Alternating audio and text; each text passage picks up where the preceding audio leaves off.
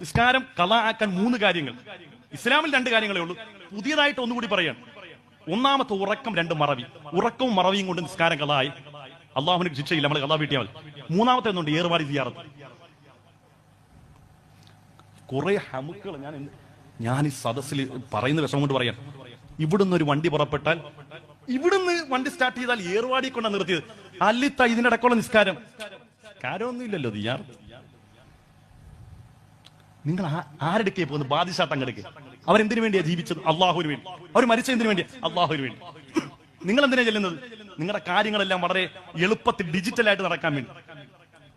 ദാരിദ്ര്യമുണ്ടായി, സൂറത്തുൽ വാഖിയ ഓതാൻ ആദരവായ റസൂലുള്ളാഹി സ്വല്ലല്ലാഹു അലൈഹി വസല്ലം തങ്ങൾ പറഞ്ഞു, അത് ഓതാൻ വയ്യ.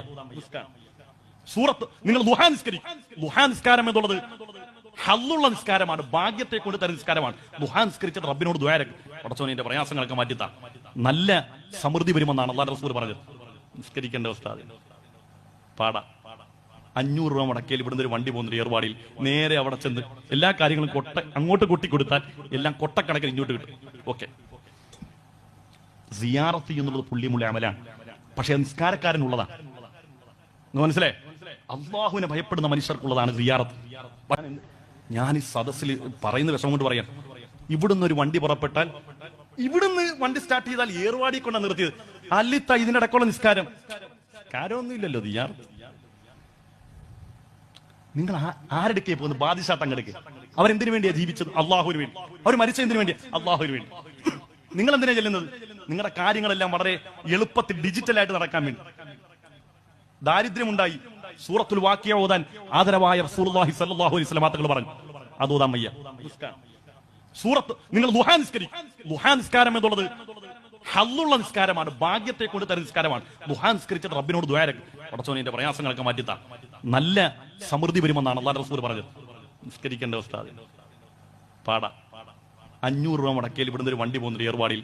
നേരെ അവിടെ ചെന്ന് എല്ലാ കാര്യങ്ങളും അങ്ങോട്ട് കൊട്ടിക്കൊടുത്താൽ എല്ലാം കൊട്ടക്കണക്കിന് ഇങ്ങോട്ട് കിട്ടും. ഓക്കെ, സിയാറത്ത് എന്നുള്ളത് പുള്ളിമുള്ള അമലാണ്. പക്ഷെ നിസ്കാരക്കാരനുള്ളതാണ്. മനസ്സിലേ? അള്ളാഹുവിനെ ഭയപ്പെടുന്ന മനുഷ്യർക്കുള്ളതാണ് സിയാറത്ത്.